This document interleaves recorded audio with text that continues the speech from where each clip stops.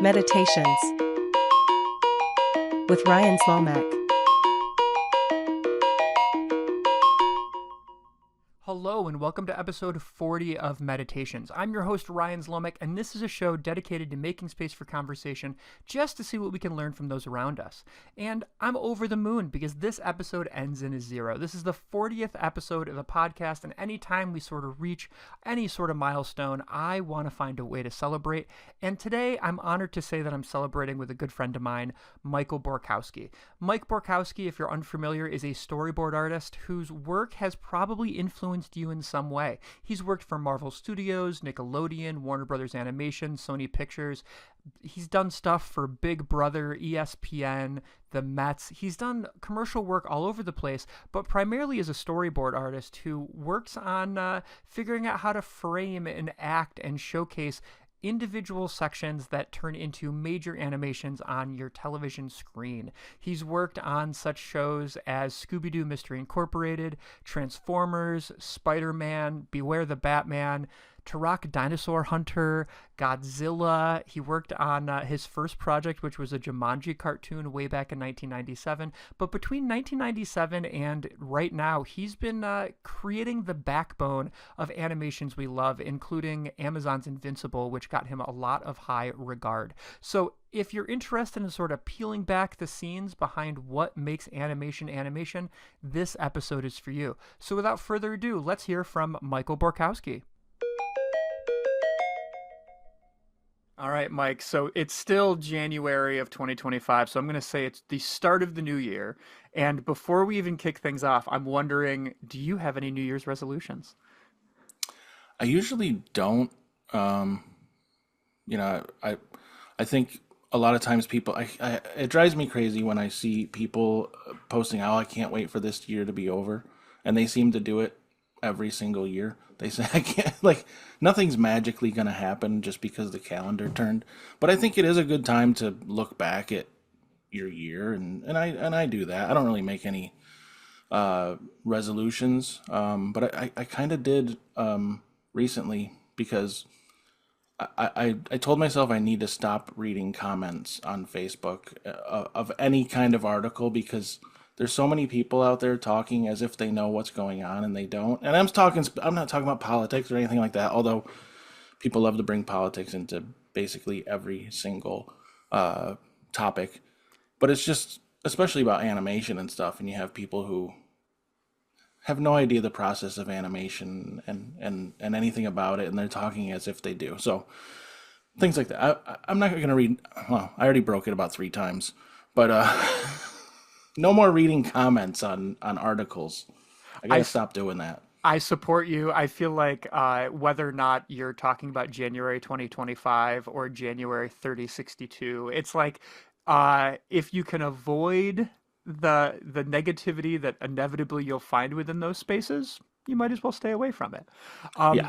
And I appreciate that you brought up the fact that there's a lot of commentary about the way in which our media is produced, and you are somebody who's in those mechanisms, and I'm really excited to sort of break those down with you today.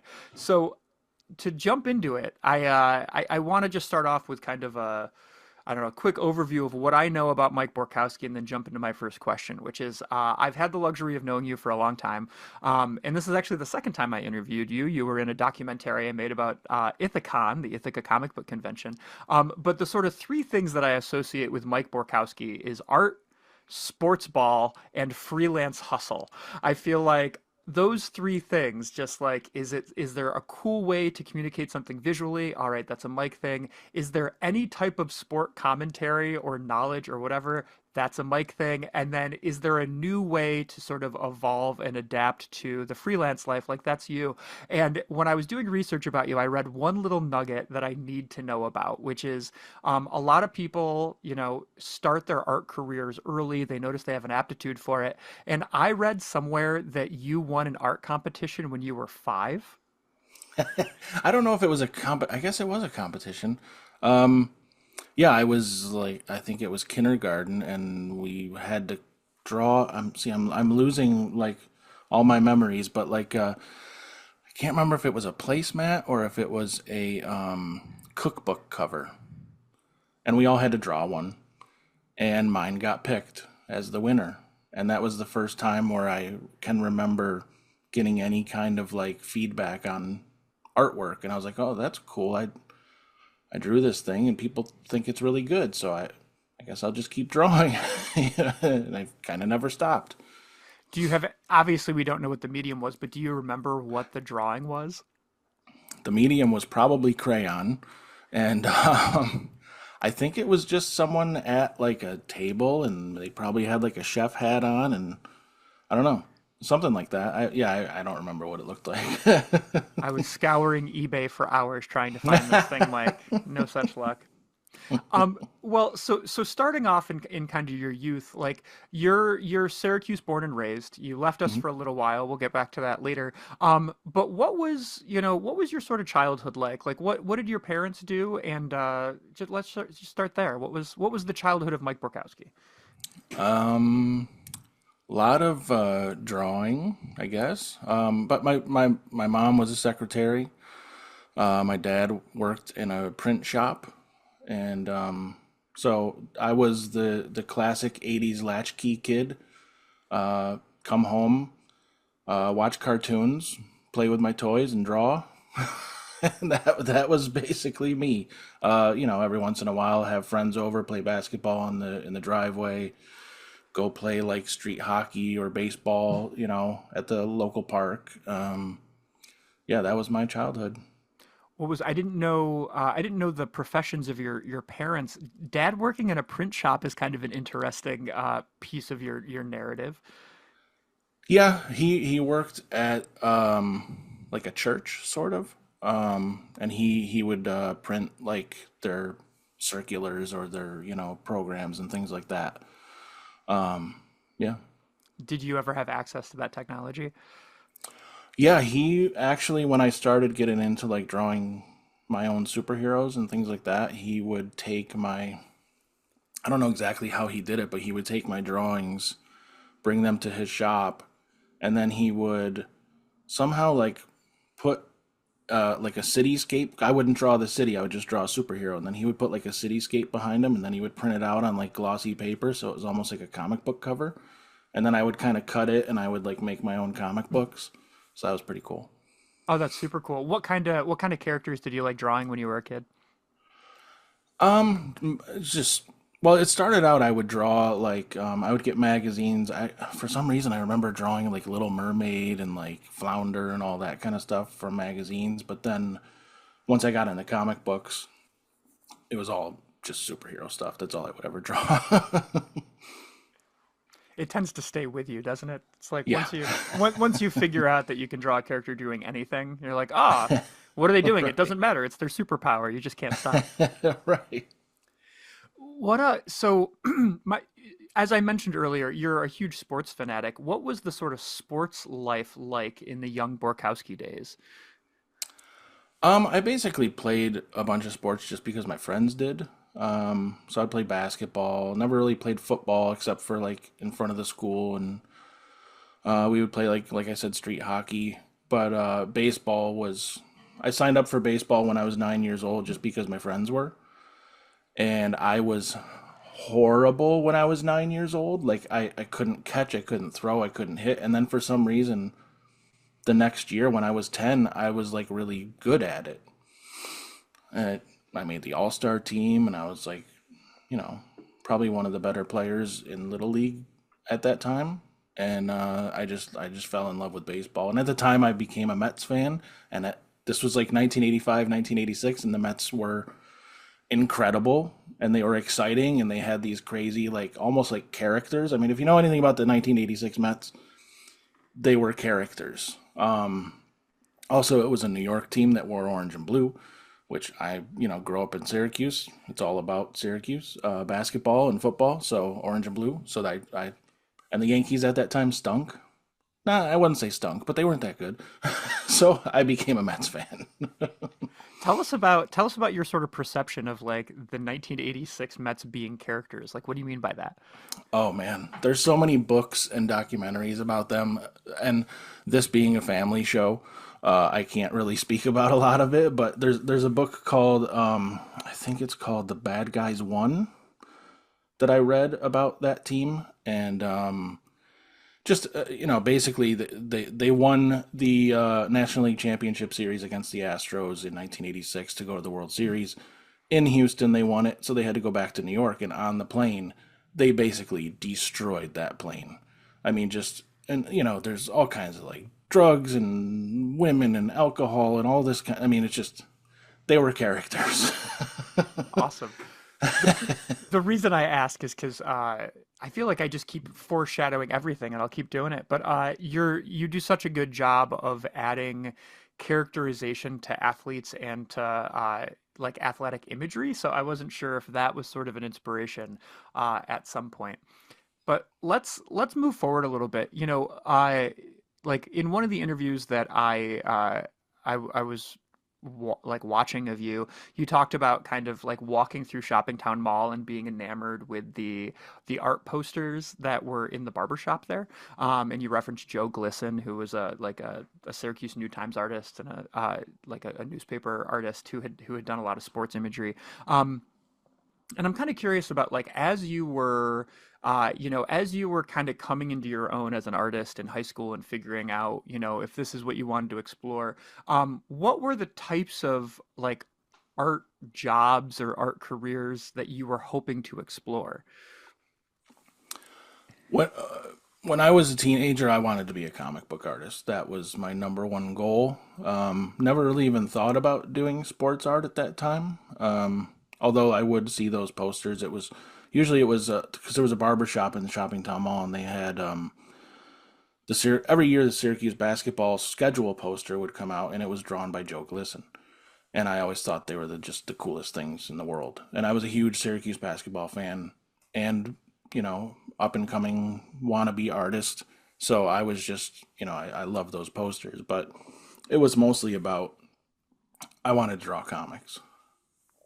Interesting. And rumor is you eventually got an apprenticeship with another local comic book artist by the name of Bart Sears. I just want to kind of put this in perspective. For people who may not be into comics, in the 1990s or the late 1900s, as I think you and I now describe it, there's a huge boom in the comic book industry to the extent where basically anybody who decides to start their own comic book company can create a comic, sell 100,000 copies, and make an obscene amount of money in a very short period of time.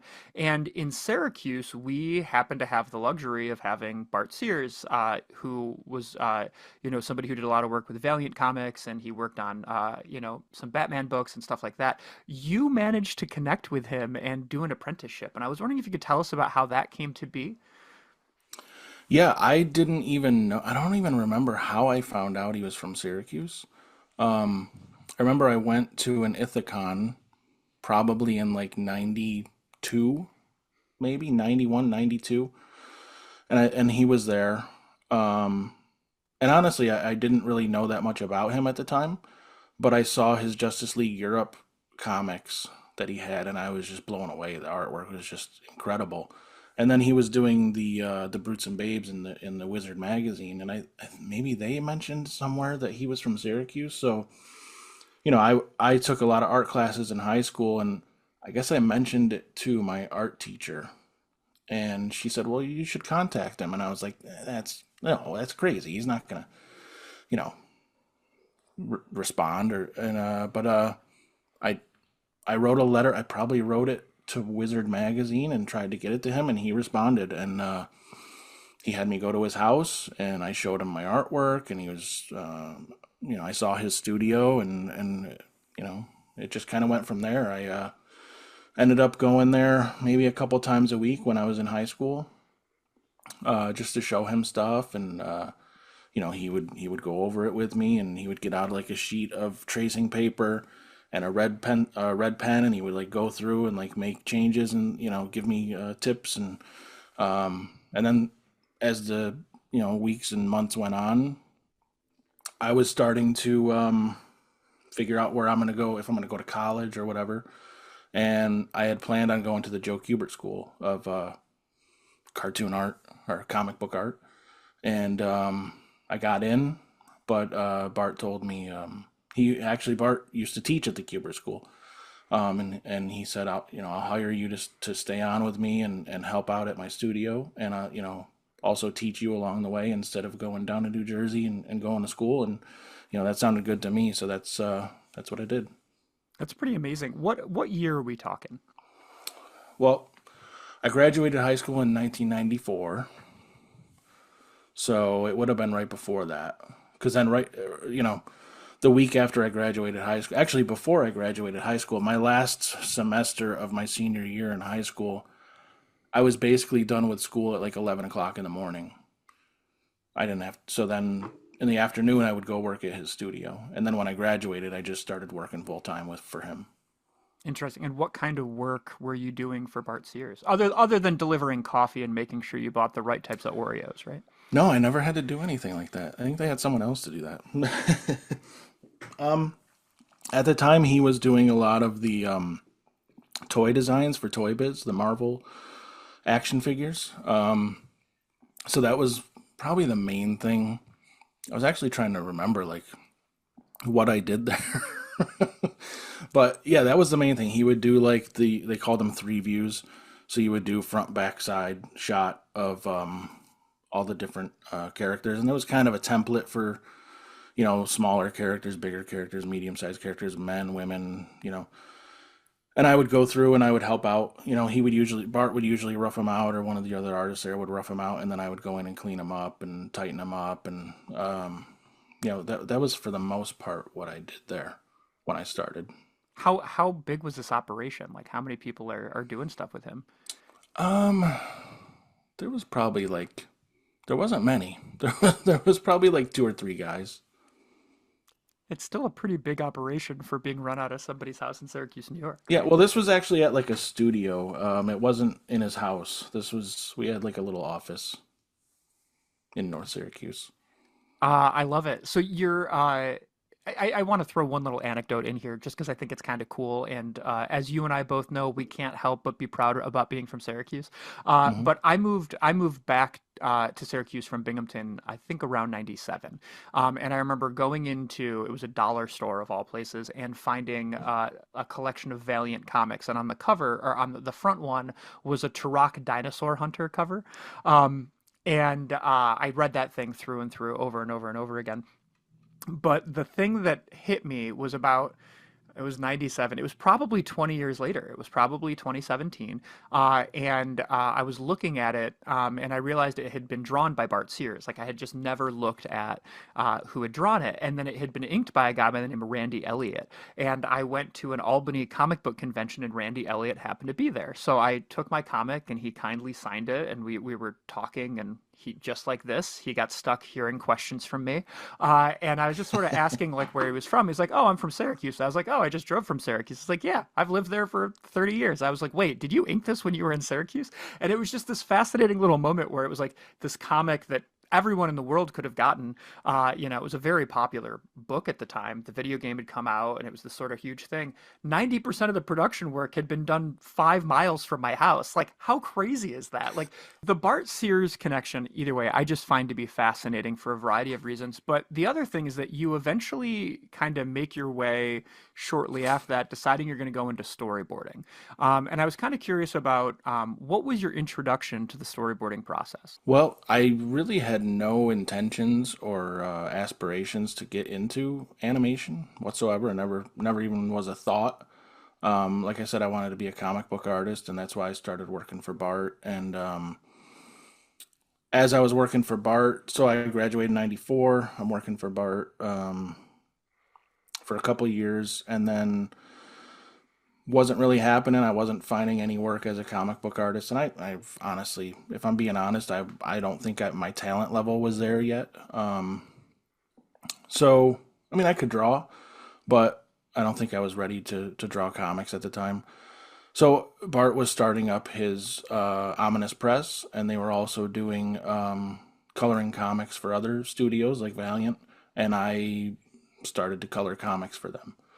And so I did that for a little while, up until like '97, and I'm glad I learned how to do it because it's a skill I use now still. I color some of my stuff now and then, and but I wanted to draw. I didn't want to color. I didn't want to be a colorist. And so I kind of quit doing the coloring thing, and I would draw on my own, and it still wasn't happening. But at the time, this was 1997, there was a huge animation boom, and studios were hiring left and right. So I don't remember how I even got any information, but I got I got a hold of a storyboard test for Klasky Chupo. I don't know if you remember Klasky Chupo. They made Rugrats and all those kind of shows. So I did a Rugrats storyboard test. I had no idea what I was doing. They basically give you a script and they give you the panels and you have to just go at it. No clue what I was doing. But I sent it in. I don't know if I ever even heard back from Klasky Chupo. But I sent it to a new place called Sony Animation, who was just starting up a television wing of their animation. And I sent it there. And then I got a phone call on April 1st, 1997 at my parents' house. And they said, hey, we got your storyboard test. We'd like to hire you as a storyboard cleanup artist. Can you move to Los Angeles in 2 weeks? And I'm like, okay, who is this? It's April. Literally, it was April 1st. I thought someone was messing with me. So, but no, I found out it was real. So, yeah, and then I moved out to, I drove across the country with my dad in a Geo Metro that had no air conditioning. And I took basically all I had was my drawing table. I crammed it into my little tiny Geo Metro and drove across the country. And yeah, that was the beginning of it. I had so as a cleanup artist, I would take other people's rough storyboards and just draw them, tighten them up, clean them up, which was great because then I learned how to actually storyboard because I had no idea how. How any idea how they got your information? I sent it to them. I took my Klasky Chupo test and sent it to Sony. Just because I think I got like Animation Magazine and there was different ads back there. The studios are looking for work and where to send it. So I had no idea. I just took my Klasky Chupo test and sent it to Sony, even though, they don't make Rugrats, but they saw my work, saw that I could draw. Okay, we'll hire you as a cleanup artist. And so this is the process stuff that I get really interested in because I think that like for a lot of people, they just assume that things will be more efficient if one person just handles the gig or something. But in the world of cleanup, I think it's really interesting that like, storyboarding is this invisible art. Like it is intended to be followed to some extent and then at the end of the day completely disregarded. Like no one sits there and reviews all of the Mike Borkowski storyboards in comparison and says the apple is in a different place or something, but like you're working with these people who their main goal is to think about staging, essentially, where they need to draw things quickly and efficiently to show where the character is going to be standing, what props are going to be there, what the camera angle is going to be, blah blah blah blah blah, and then they get it to you, and you're the one who makes it so that like their sort of quick thumbnail is clarified and rendered in a way where the next group of people will be able to clearly interpret exactly what is in the stage. Is that a good explanation of this process? Yeah, exactly. The storyboard artist will rough it out, as quickly as you possibly can because you don't have a whole lot of time. And you have to do hundreds and hundreds and hundreds of drawings. So yeah, usually the storyboard artist will quickly rough it out. And either they will go back and clean it up later, or it will be handed to a cleanup artist, which I don't know if they really call them cleanup artists anymore, but back then they did. Now it's more of a revisionist, they call them. But yeah, they will go in, make sure everything is readable, so that they can send it to whatever animation studio is doing the animation. They can see exactly what's going on, and they can animate from those storyboards. So in this process, working for Sony Animation at their sort of infancy, Were you in contact directly with the people who had done the initial drawings or the animation studio afterwards, or were you kind of working in a silo? No, I moved out to LA. I worked at the studio in house in at Sony in LA, and yeah, the storyboard artists, we all were in one, you know, studio together. So you had the cleanup artist there, and then like the director would say, "All right, hey, go find a cleanup artist to clean this stuff up." So yeah, we would be in touch. But then the animation studio is usually overseas, um, so we would never really, as a storyboard artist, you don't really have any in interaction with them. Cool. What was looking at your IMDb page, you're listed as doing cleanups for the Jumanji cartoon and Godzilla the series. What was the Tell Oh me no, whatever you felt. Jumanji was the very first show I worked on. Um, it was a very interesting show, and it's funny because I think it was the same designer who designed Rugrats. So that goes back to the test that I did. I did the Rugrats test, and then I got a job on Jumanji, which it was very much in that late '90s like Rugrats, like Thornberries, Jumanji. That was a huge style back then. A lot of the shows were doing it. So yeah, I worked on Jumanji. That was the first show I ever worked on, and yeah, it was fun. Are there any sort of moments that you recall like early on in your career where you were like working on a scene and then saw it come to life later? Yeah, I mean, the first time seeing something I did animated, and a lot of times they would get the tapes from overseas of the animation. We'd watch it in the studio, and yeah, I mean, especially being someone who never thought they were going to do animation, to see my work now moving on a television screen was pretty cool. And then to see my name in the credits and something another thing I never thought I would see was very cool. That's awesome. How long did you end up working for Sony? I was there for 3 years. And what other projects did you work on? I went from Jumanji to Dragon Tales, and then I think from there I went to Big Guy and Rusty the Boy Robot, Juman or not Jumanji. I started with Jumanji, Godzilla, like you said, which was based on the late '90s Matthew Broderick movie. Worked on that for a little bit, and I think that was all I did for them. When did you make the shift from cleanup artist to sort of a main storyboard artist? That was on Big Guy and Rusty. I worked with a director named Andy Tom, and we had become friends. And he, believed that I could do the job, so he put the pitch into the higher ups to give me a shot at being a storyboard artist. And that's something I will never forget because I went home on and over the weekend I drew on these little tiny post-its my entire storyboard. Like each post-it, which was probably the smallest size post-it you can get, I would draw each frame, and I did hundreds and hundreds of drawings over the weekend, and I posted them all down, and then you know they would put together an animatic back then, which is just basically you're watching your storyboard sequentially with the audio, and we watched the animatic of that episode with the whole crew, and I will never forget it because the reaction that I got from the crew was just unbelievable. They were all patting me on the back and saying what a great job I did, and it was the first time I'm storyboarding on my own, and I was so proud of what I did. It was a big action scene with Big Guy and Rusty and this other giant monster, and it was yeah, it was pretty awesome.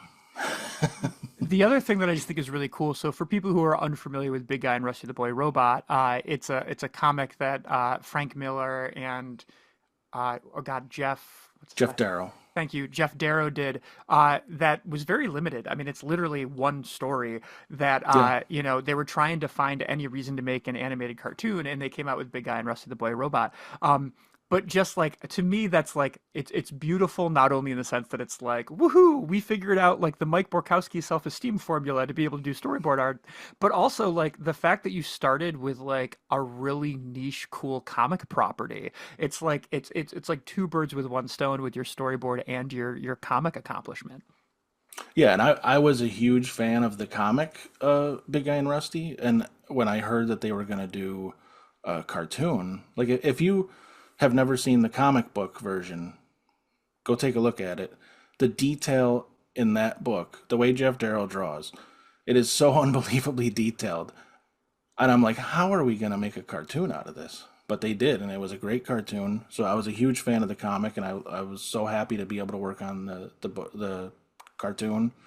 And for that to be my first shot at doing full on storyboards was pretty fun.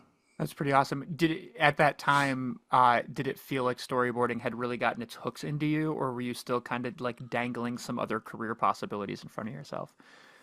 Yeah, I think at that point, like all thoughts of doing comics kind of was gone. I didn't really care if I ever did comics. I really fell in love with doing storyboards and animation, That's awesome. I love and it. also getting to work on superheroes. That I grew up loving, and was a a big thrill too. What was so you're what I like to refer to as a boomerang, Mike, which is somebody who grows up in Syracuse, moves away to discover possibility, and then brings your talents back here to show that you can accomplish anything in this town. What was the impetus between, like I hate to be the guy who's like, it's the year 2000 and technology is not what it is today, kind of person, but like what made you feel like you were able to bring your career back to Central New York? I really honestly had no idea if it would work. I was born and raised in Syracuse, and I am very much I can't say small town guy because I don't see Syracuse as a small town. I guess it's more of a medium town. So I guess I'm a medium town guy. um, I'm not like LA was pretty cool. I lived there for 3 years. There's a lot of cool stuff to do there, but I like going 5 or 10 miles, and it only takes 10 or 15 minutes to do that. In LA, it takes about an hour and a half to do that. So, luckily, when I worked, I lived in the same city that my studio was in, so that wasn't a big deal. But I'm not a big town LA kind of guy. And my family is in Syracuse. My wife's family's in Syracuse, and just wanted to move back. And I was very lucky to make connections out in LA that I still have to this day. 25 years later, and because I've been back here for 25 years, and which is crazy. But I was able to. It was tough at the beginning. I came home and I was working. It was Christmas time. I was working overnights at Toys R Us, stocking shelves because I wasn't getting any work. And then I think in January of that next year, I got a call from Warner Brothers, and I got offered doing freelance storyboards on Baby Looney Tunes. And it was my first time ever working for a studio other than Sony. And kind of have been working nonstop ever since. I won't say nonstop. There's been some lulls, which is going to happen. But I've been very lucky over the last 25 years to be able to work from Syracuse on all these cool projects. Yeah, it's pretty neat. I guess, there's so many things I want to ask you, Mike. So I'm trying to figure out which direction to head in. I guess I want to, before we kind of move on to some of your other freelance work, I want to talk about process a little bit. Like, I mean, to put it in perspective, like you get Baby Looney Tunes and you work on 40 different episodes. Like you're, not only are you dealing with the fact that like when you get a new project in, you need to study the character Bibles and you need to make sure that that everything is on model. And we'll explain what those terms mean shortly. But you have all these sort of like headspace components you need to get into, but then also within that, like you might spend, I remember you and I talking about like, you might spend 7 days illustrating characters eating in a diner, and then the next week you open it up and you have to like think about 75 characters in an action scene. And I'm kind of curious about if you could tell us a little bit about your process of kind of like getting in the headspace to tackle the work on a regular basis.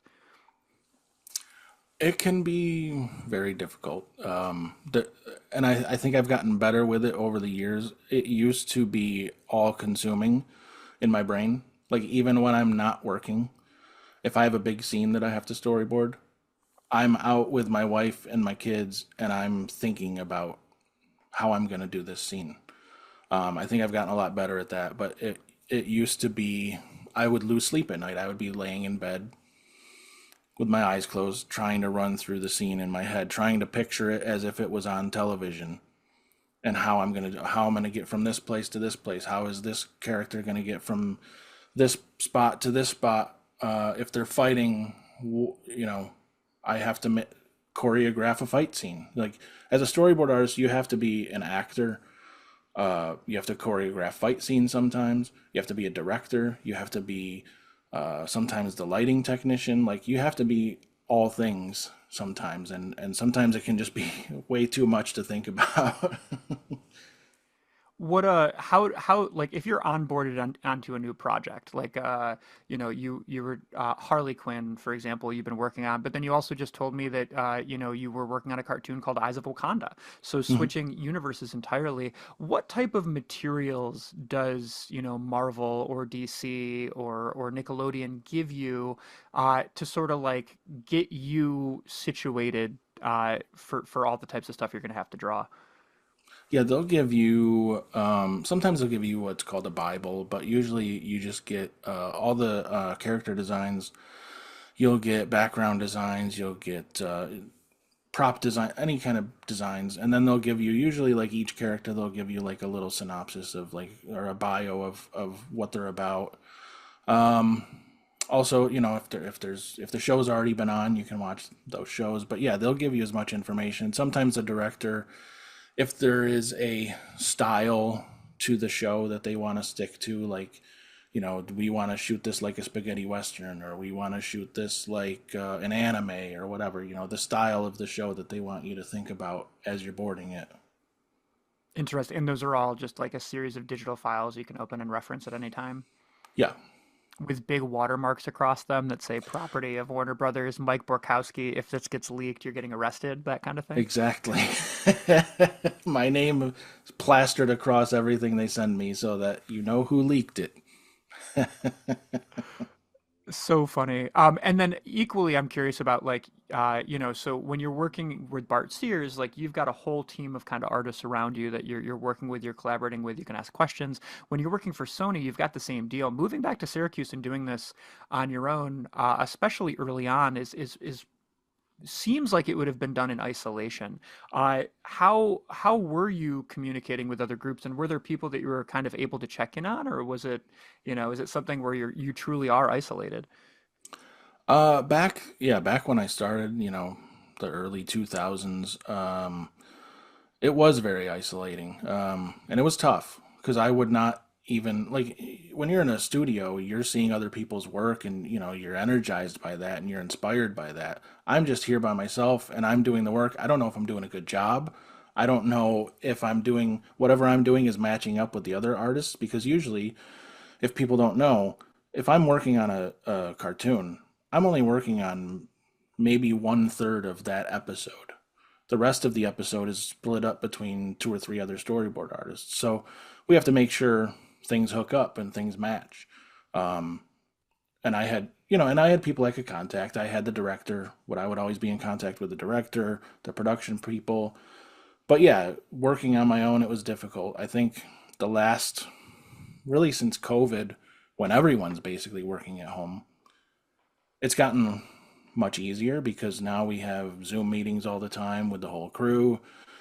We all check in with each other. It's become much easier. You feel much more a part of the crew, and I see their work, and I'm like, because we'll have meetings where we'll pitch our storyboard for the whole crew, and we'll all watch it. And like, I mean, I can't tell you how inspiring. Like, you see someone else's work, and you're just like, oh my god, I'm terrible. these people are so good. What am I even doing here? But yeah, and even still, working on my own, I'll get an assignment, and 2 or 3 weeks go by. I don't have any contact with anybody because I'm just here working on my own. And to a certain degree, I kind of like that. But also, it's great to be part of a crew and have that inspiration. That's really cool. And then just sort of last question, kind of wrapping up the storyboard portion of your career, is like, how have you seen like, or how have you stayed on top of the technological evolution of your career? Because like it's really interesting hearing you talk about like getting the big guy and Rusty, the boy robot, like job and being like, cool, we're going to Staples and I'm buying post-it notes. And now we're at a point where like, you've worked exclusively digitally for a very long time. But tell us a little bit about, I guess, what your sort of technological setup is currently and how you've sort of seen things evolve and change since you've been in the industry. Yeah, the standard now is basically if you're not working in Storyboard Pro, you're really not working. It's pretty much the standard now. Actually, when I've worked for Warner Brothers the last couple years, and they will actually send me a laptop and a Cintiq to use. And then I use Storyboard Pro on there, and Storyboard Pro is great because you can basically create an animatic as you go. I can storyboard a little sequence, and then I can watch it instantly and see if it's working. Because back in the day, you draw it, and then you're not going to see it for months. You're not going to see if it worked really for months. Now I can see it instantly to see if the timing worked out, if my acting looks good. When I listen to the dialogue and I have to draw the acting to that dialogue, and I can watch it right away. So yeah, that's been fantastic. Also, when I used to draw on paper, if my storyboards are due on Monday in Los Angeles, I got to ship them out by Friday or Saturday. So they're really due Friday or Saturday. Now, if they're due at 5 o'clock on Friday, I can upload them by 5 o'clock on Friday. That's pretty cool. Just for people who are kind of unfamiliar with like the term Cintiq, it's a computer with a touch screen that you can just draw straight on. Right. Is there just nitty gritty? Is there a specific reason that they send you that setup? Like, is their setup different than other people's? I think they just want everything on their laptop. They don't want me using my own machine. At least that's what I've been told, I think. Um, so yeah, they want us to use their equipment on Okay. when working on their shows.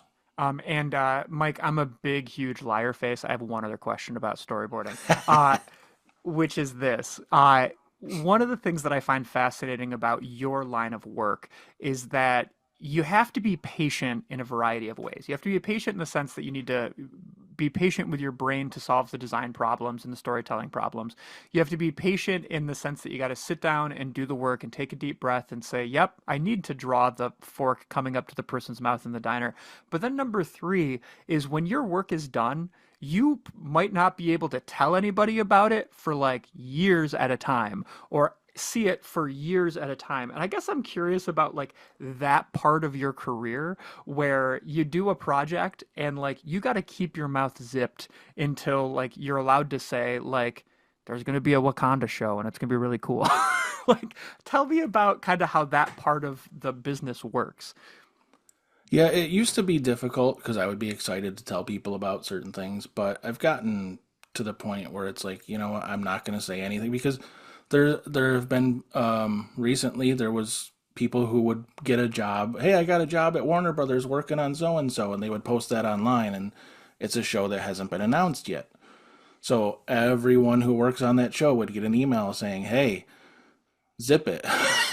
So like I don't want to be caught up in any of that, so I don't tell anybody any. I don't even tell like my friends usually like what I'm working on. Like, hey, yes, I'm working at Warner Brothers, but I'm not going to tell you what I'm working on. Just because for my own peace of mind, I don't want to be nervous that someone's going to leak it somewhere. Not that I think my friends would do that, but just I don't want it to be even a possibility.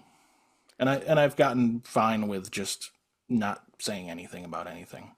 So, like, part of the reason I asked that question is because you've worked on some like really amazing stuff. Like, so for people who are familiar with Robert Kirkman's Invincible comics, you worked on the Invincible TV show, and there's a very I don't want to spoil anything for anybody, but there's a very significant scene called Think Mark, where you illustrated that. I mean, like in the world of animation and comic book storytelling, and quite frankly, just storyboarding, like that is like a pivotal moment in Amazon's animation history. And then I just, while I was researching, you realized that you had storyboarded an homage to the opening sequence of Batman the Animated Series in the Crisis on Infinite Earths, Part thank 3. you. Yes, series where not only was it this amazing reference where you have the Batman and Joker who are having this interaction that is paying homage to arguably one of the greatest animated series of all time. It also happened to be the last piece of work that Kevin Conroy, the signature voice of Batman, had done before he passed away. And I think about that with your work a lot, just in the sense that like you do these like really pivotal things that you can take pride in 3 years down the road. Yeah, that's probably one of the ones that I had trouble not. I didn't tell anybody until it came out, but I wanted to because I can't believe I got to do that scene. And at the time, I had no idea, of course, that it was going to be his last uh, appearance as Batman. I think he died a few months after I had storyboarded that scene. Yeah, to when I was assigned that scene, I couldn't believe that I was the one that was chosen to do it. I don't know why, I don't know how, but I'm very thankful for it. That was one of the shows that I would come home from school and watch every day. Um, it is one of the greatest animated series of all time. It is the reason most superhero cartoons are around today.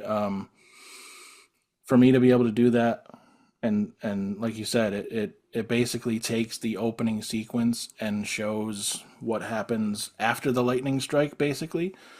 And it's basically the final meeting of Batman and the Joker, that version of Batman and the Joker. And Mark Hamill has said he will never do the Joker again because Kevin Conroy is gone. So to be able to do that, I mean, I don't even have words for it. For listeners at home who might be a little confused, what I strongly encourage you to do is go to YouTube, look up Batman the Animated Series opening sequence, give it a watch, and then if you really want to go crazy, you can find the storyboards for the original opening sequence online. They're available. Bruce Timm did them. They're phenomenal. And then you can go and look up one Mike Borkowski. He's on LinkedIn or whatever, and you can watch that same sequence edited for a different medium almost 30 years later, pretty much, Hmm. which is, it's really cool just to see that. And I want to applaud you for that because it's nice to be proud of my friends, but it's even cooler to sit there and just see how much of a cultural like shake you're making with the work you're doing. It was awesome. Switching gears, because I can see just from the red color that Mike's turning that, compliments are not something he's great with.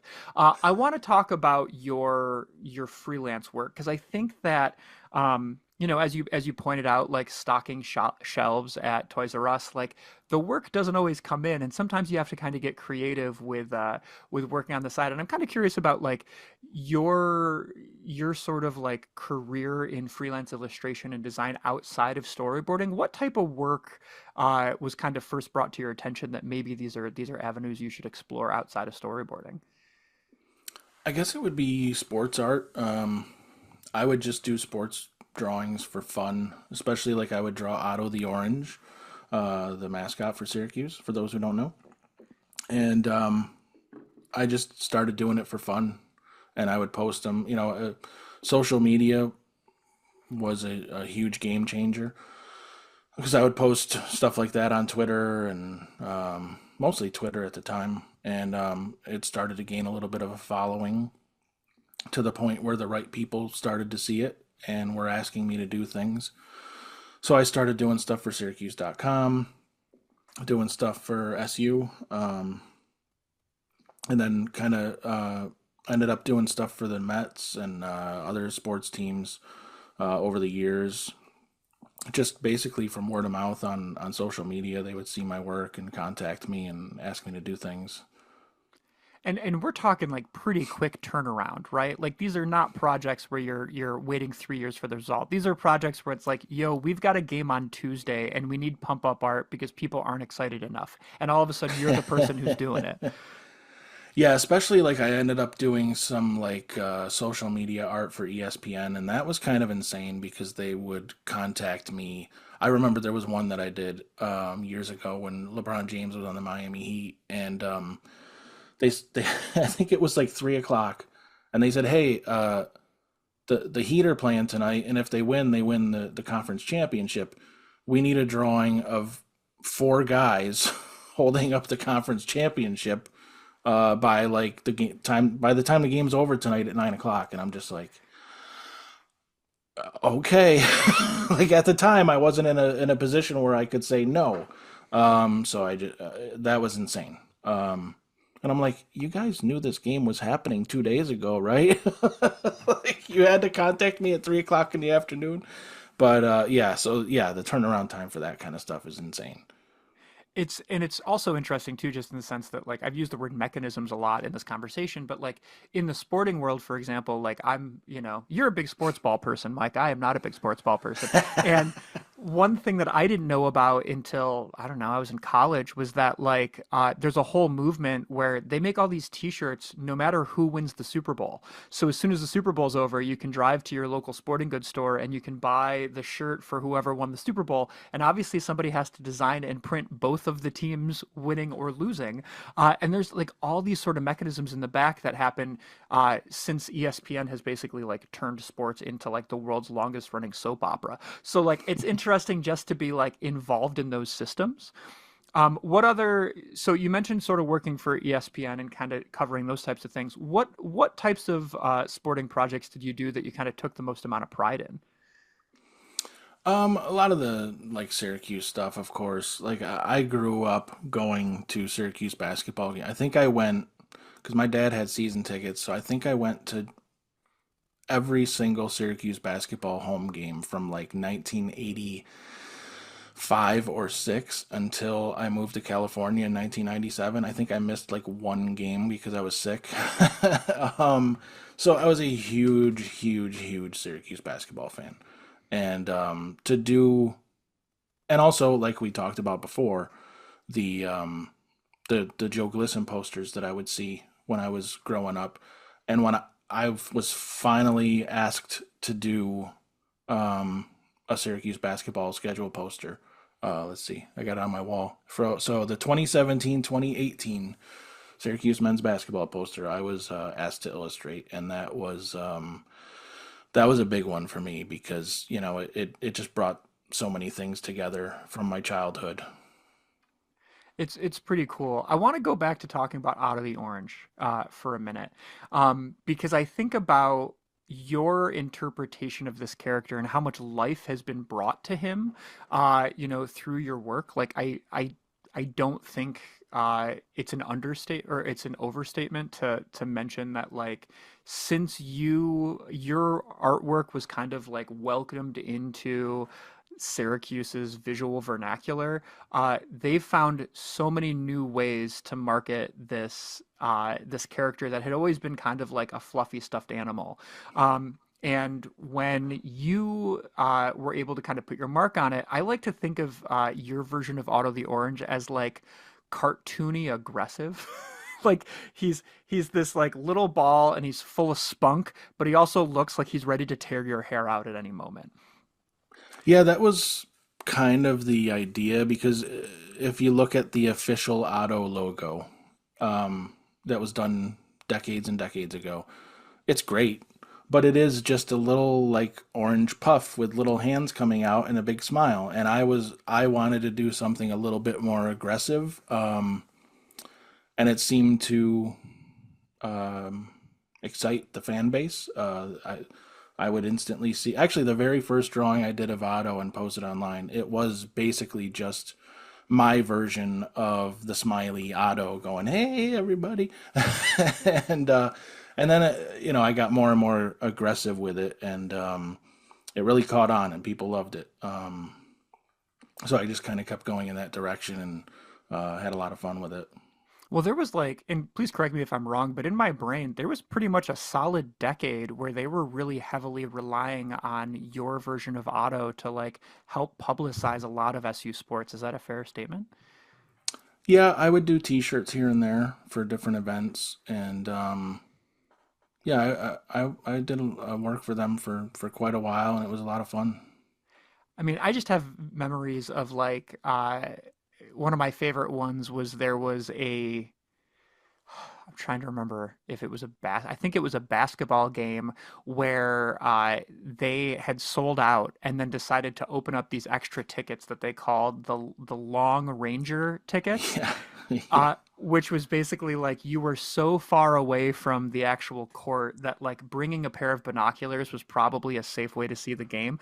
And they had you do a T-shirt just for that. And then on the flip side, there'd be like some more, I don't know, I want to say like publicized sort of like heavier weighted games, and you'd be doing these sort of like massive posters where it's like Otto the Orange running on the field against whatever mascot they're kind of going against. Um, it was a pretty significant time, I think, in your career as like an SU illustrator. And I guess the what I'm leading into is that anytime I go to a Syracuse University basketball game, or basically anytime I go out into public, there's a pretty good chance that I'm going to see some rando with your version of Otto tattooed on their skin. Like I've seen so many Mike Borkowski tattoos where people don't know they're your artwork. And I guess I'm kind of curious about like how you feel about the mark that you left on Syracuse University with this interpretation of Otto. yeah. It's crazy when I've seen pictures of the tattoos, and it's pretty insane that someone would put that on their body permanently. And yeah, I've seen stuff all over the place. I mean, I've seen my autos show up like because my son plays travel baseball. He's 15 years old. He plays baseball, so we see all these teams all over the place. There are teams that will take my auto and kind of manipulate it into something else and use it as their mascot. I'm just like, all right, whatever. And I've had so many people contact me. They want to use my auto on one guy wanted a weightlifting belt and he wanted my auto on it. Another person wanted it on like the side of their RV or something. And I think that's awesome, but I just tell them, look, it's not my decision. I don't own auto. So like it's not my decision. So usually I push them off onto SU, and some people have gotten like uh permission to do like a one off, for themselves as long as they're not going to sell it, stuff like that. But yeah, seeing my auto all over the place, even today when I haven't even drawn auto in a very long time, I've kind of gotten away from that. I'll be honest with you, I've kind of lost the passion for it. I haven't even been to the dome since before COVID, surprisingly. Um, I just kind of lost the passion for that, and I don't know why really. I don't know if it's because my kids are getting older and I'm spending more time doing stuff with them. But I kind of don't even watch games as much as I used to. I'm still insane for the Mets, but yeah, I'm not sure why I've lost the passion for it, but I have, and that's why you really don't see me doing auto drawings and Syracuse sports drawings anymore. Um, when I have downtime now, I want my downtime. Um, so if anyone was wondering, I don't know if they were, but that's why you haven't seen it. And that's okay. I feel like there's something to be said about going to the buffet too many times. And I think that like your when I say a decade of your work, like I do genuinely think that's probably roughly the time frame. I mean, I remember going to a lacrosse game one day and it wasn't like a huge lacrosse game. Like it was just, like a fairly well attended one or whatever. And I'm walking around and oh my God, there's Mike Borkowski signing posters. I mean, like it was it was a second career on top of your storyboarding career that took up quite a bit of time. Moving on to some other stuff you do, I got to ask about one other very specific project because I just get a kick out of it. But when people think about superhero design and they think about the Mike Borkowski style, they don't typically think about superhero design for reality TV programming. And you have done work for the TV show Big Brother, designing comic book covers for those. And I guess I was curious if you could tell us a little bit about the sort of behind the scenes of that particular project. Yeah, that was crazy. That's another one where there was like quick turnarounds, insane turnarounds that were expected. But yeah, I got that through. I had become friends with a wrestler named Shane Helms, the Hurricane from WWE. Because if people don't know, he basically, the Hurricane was his superhero character. He would wrestle as a superhero. So I thought that was awesome because I was a wrestling fan. So I did drawings of him and I sent it to him. And, he just called me up one day and we, became friends. And I would do stuff for him every once in a while. And so anyways, he knew someone who worked on Big Brother because I think she used to work with WWE. So she was looking for comic book artists. And he mentioned me to her. So that's how I got that. So yeah, they basically would give me here's this house guest, here's what we want them to be, and I would do sketches up, and they would use it as a competition where we did two versions of the comic book cover, and one version had some detail missing or different. In this his hat's red, and this his hat's blue, and they would have to go through and they would have to pick the right one. So that was the whole idea of the competition. So I would have to do two versions of each, which it was usually a small change. But yeah, the turnaround time on that was pretty crazy because, I'll say it, they would drag their feet a little bit on getting us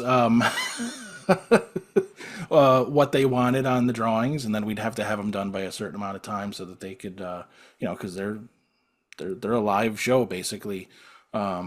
All summer long. So they had to have it done by a certain time so they could do the competition. But yeah, that was insane. I did that for I think 9 or 10 seasons.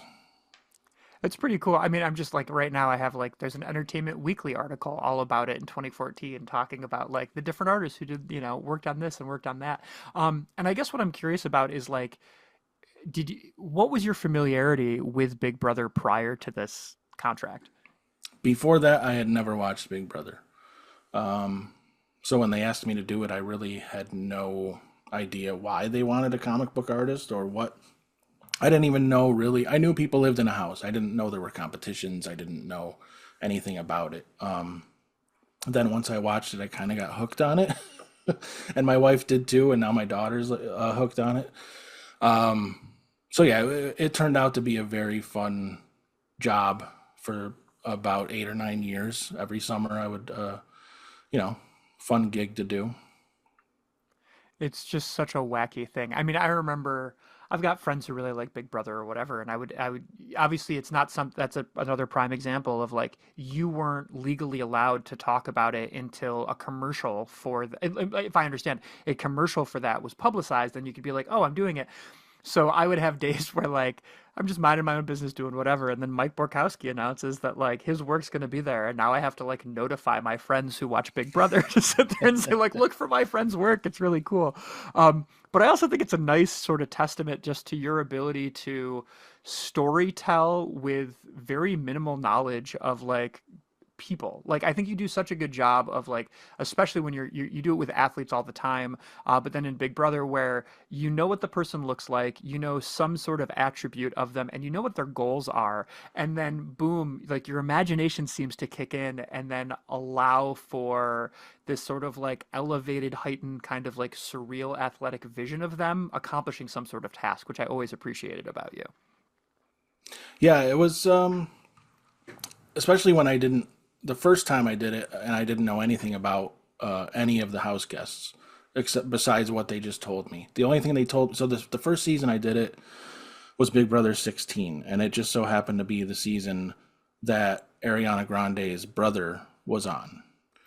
But no one in the house knew that he was her brother. So I couldn't put anything in there that led anyone to think that.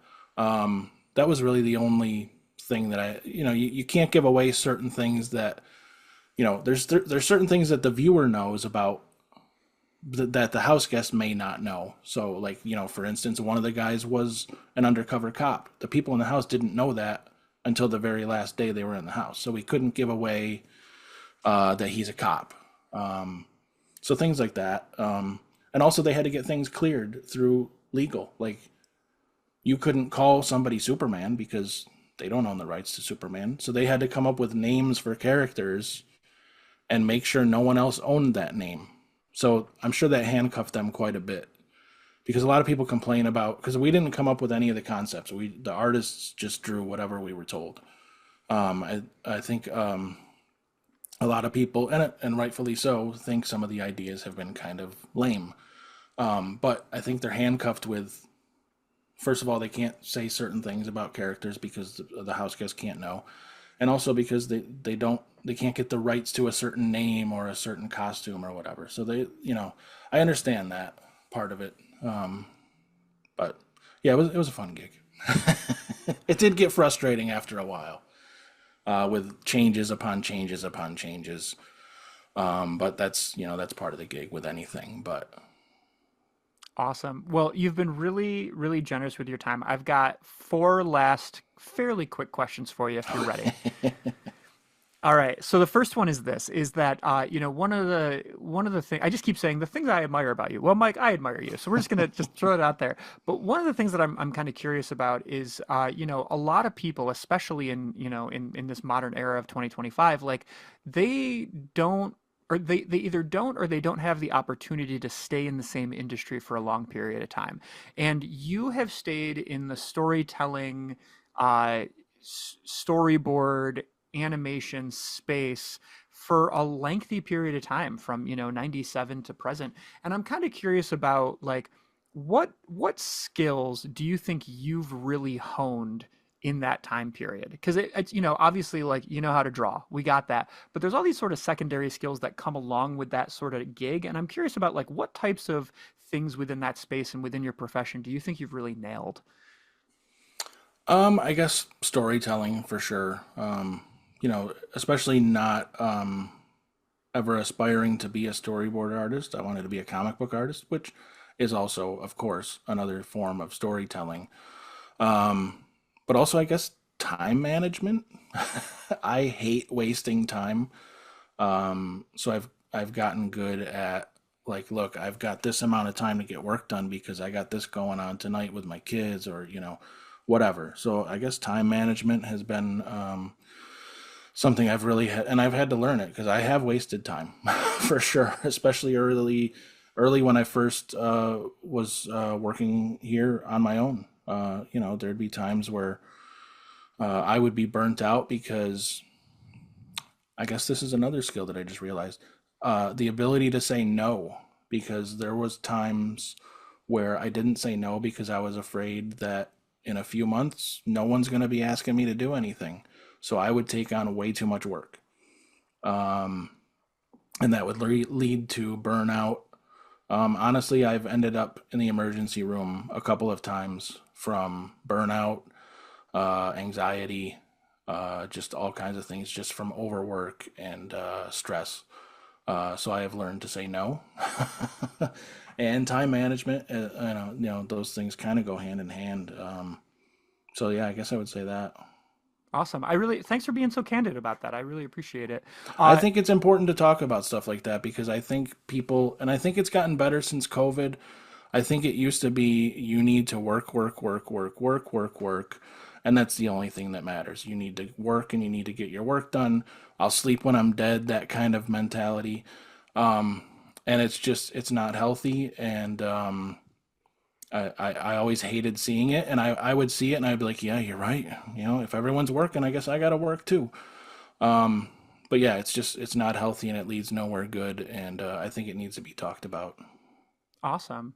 Well, so question two, which I think leads into that, is there's a lot of thankfully there's a lot of people out there who still have imaginations, and they're still creative, and they're really excited about things, and they're not just focused on media consumption, they're focused on media creation. And I'm curious about the sort of age old question of, for somebody who is interested in getting into storyboarding, character design, the world of media development, what sort of advice or suggestions do you give to them? That's tough because these days I really don't know. I mean, it's tough. I told you how I got into it. I mailed something in the mail to someone. There wasn't really, most people didn't have the internet back then. There was obviously no social media, or even like, no one's really emailing. Now it's like there is just so much out there. I'm not sure how you even cut through all of it. I'm lucky because I have connections that I made 25 years ago. So it would be tough for me to say, like, to give advice like that. I guess you just have to put yourself out there because, I mean, that's one thing that I've learned over the years. I don't like self-promoting myself, but I have to. But I'm uncomfortable with it. I don't like putting things out there and saying, "Hey, look how great I am." And I don't do that. I put stuff out there and I let people decide because I don't like when people say, "Hey, look at my awesome new drawing I did." But yeah, putting things out there because you really never know who is going to see it. Like, I've gotten so many jobs just because someone in the right spot happened to see my drawing at the right time and they thought, "Oh, okay, we have a project coming up that this guy would be perfect for," and then yeah, they would contact me. So I guess just putting your stuff out there for the world to see is really the best advice I could give. I think that's completely worthwhile advice. I think people so often want to shield themselves and say, well, it's not ready for the world yet. And I'm not a good illustrator, right? Like I can take pretty good photos. I can do whatever. And the amount of times that people say like, "Hey, I saw this thing and it like really helped me come up with this idea. Thanks for that." And then I look at the thing, I was like, that was not something I was overly proud of, but it made this other thing happen, I think is pretty important. Um, I'll just add a little comment there too, which is I like your comment about like, just put it out there and don't necessarily say it's the best thing ever. And then going back to your New Year's resolution, don't read the comments. Yeah, right. Question three is kind of a full left turn, but I want to get back to our mutual love of Syracuse. So I always tell people that the goal of this particular podcast is to make space for conversation and to just sort of demonstrate that like if we ask insightful questions, there's really interesting narratives all over the place. But the other thing that I like to think of it is that it's an interview podcast where things are like our purview is from as Central New Yorkers. So for those of you who are listening elsewhere and are like, oh God, he's going to talk about Syracuse again, you are so right. Um, but Deal with it. Absolutely. But you and I are people who both have a very strong affinity for this city, for this region, for this way of life. And I'm really just kind of curious about your perspective on that. Like, what is it about Central New York that just like really feels home and that you take such pride in being a part of the community? I mean, it's it's hard to say. Like, I do have the perspective of someone who left and came back. So it's not like I only have the view of Syracuse and that's it. I've lived elsewhere. But yeah, like I said, I'm a medium-sized town kind of guy.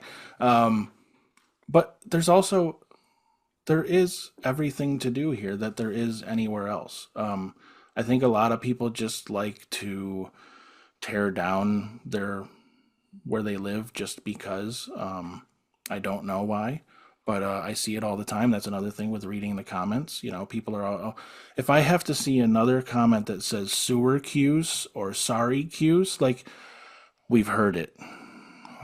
Okay, you didn't come up with it. We've heard it. Okay, but how many beautiful lakes do we have around here? Mountains. we have all kinds of like art going on here. We have all kinds of sporting events.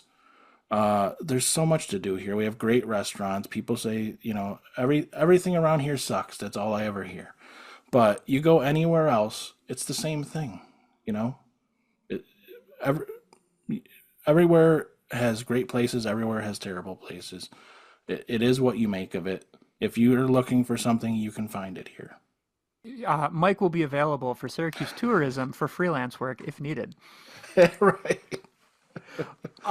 So, at the end of the show, I always like to just sort of make space and see if there's anything that maybe we haven't tackled or any sort of ideas floating around your brain that you wanna put out there. No, I think I've covered it all. I've put it out there about, stop saying Syracuse. No, I thank you for having me on. It's been fun. I always enjoy talking with you. We've done a lot of this kind of stuff over the years, and it's always fun. Anytime you're one of those people who, anytime you ask me to do something, I'm probably going to do it because I like you. And so thank you for having me on. And Well, that's mighty high praise. I really appreciate it, Mike. And I'm going to throw this into the universe. We were talking about this before the show started, but I own the Skill Shop Pinball Arcade and Event Space, and we might have to have a Mike Borkowski collaboration there at some point. So be on the lookout there, as listeners. Mike, for people who are interested in finding your work, let's say that they've got bank accounts with hundreds of thousands of dollars in it that they feel like they want to hire you with, or they're people like me and they just can't get enough of your super cool storyboarding and warm-up drawings and things like that. Where are the best places to find you online? my website is michaelborkowski.com. I have links to all my social media on there, but my Instagram is mborkowskiart, and Twitter, which I don't really use that much anymore, is mborkowski. But and you can find me on LinkedIn, Facebook. Just look me up. You'll find me.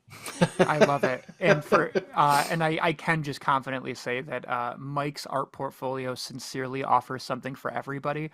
And one of my favorite things, I mean, even just in preparation for this, I had forgotten that you were a storyboard artist on the Turok Son of Stone movie. And I was like, I love the video game. I love the comics. Obviously, it has a Syracuse connection I'm very proud of. And started watching that last night again. And I was like, thanks for just a throwback to my childhood. So I strongly encourage you taking a look at Mike's work because if for nothing else, it's worth just seeing the Scooby-Doo drawings. Yeah. Well, Mike, thanks so much for joining me in this conversation, man. It's been a privilege. Thank you. Michael Borkowski, an animated personality in the podcast realm and somebody who is keeping your cartoons awesome. If you enjoyed this conversation, I strongly encourage you to go check out Mike Borkowski at his website, michaelborkowski.com, or on LinkedIn just to see some of his animatic work. It truly is remarkable to just compare and contrast between the way in which he developed scenery and developed structure and developed a way of telling the story, and then see how it translated into the final product as it went to the animation studios. Again, thanks, Mike. It's such a joy to have you on the show, and I can't wait to see what cool work you have coming down the pike. If you enjoyed this episode and you need a little bit more fantasy, action, excitement in your life, I strongly suggest taking a look at the back catalog. You can really go behind the scenes in a couple of my previous episodes. On episode 32, I talked with Jen Gunnels, who is the editor for Tor Fiction, who talks about how sort of science, fantasy, and horror novels make it to the market. On episode 31, I had Netflix executive Henri Houston on the show, just really deconstructing how we market media and how we market streaming TV shows. On episode 10, I had stop motion animator Tim Allen on the show. He's worked on Guillermo del Toro's Pinocchio, Chicken Run Dawn of the Nugget, and The Corpse Bride, as well as Isle of Dogs and Fantastic Mr. Fox, has a huge resume and kindly goes behind the scenes to tell us how stop motion is made. And finally, on episode 5, voice actor Mark Silk is on the show. He was the voice of Bob the Builder in the United States, the voice of Johnny Bravo, occasionally Scooby-Doo, Fred Flintstone, Shaggy in the UK, and just somebody who really deconstructs and lets us know what it's like to be a voice actor and an audio engineer. And moving ahead for episode 41 on February 12th, we're going to stay in the audio performance space. Audiobook narrator Stefan Rudnicki is going to be on the show. And if you're unfamiliar with Stefan's work, I guarantee that if you've listened to an audiobook, at some point he had a hand in it. Whether it's listening to The Wizard of Oz, produced by Audible, which he directed and helped put together, or listening to Ender's Game and understanding that there's this sort of multi-narrational approach which he helped pioneer. Stefan is known as the golden voice in the world of audio narration, and I am so excited to bring him on the show just so we can, listen to his soothing tones, but also just understand how somebody can go from being a theatrical stage performer to a professor to an audiobook connoisseur. And who knows, maybe between now and then you'll find some of his work to listen to. One of my personal favorites is his reading of Bartleby the Scrivener by Herman Melville. As always, I really appreciate you listening. If you're interested in following more of my work, you can find me online, The World of Ryan Zlomek on Facebook, at Ryan Zlomek on Instagram and TikTok, and you can email me meditations@ryanzlomek.com. Your support, your willingness to share this is what makes the show worthwhile, and I want to just bow down and thank you for that. As always, though, please make sure to make space for conversation because you just might learn something. Have an amazing day. Have an amazing February. Go high five somebody. I dare ya.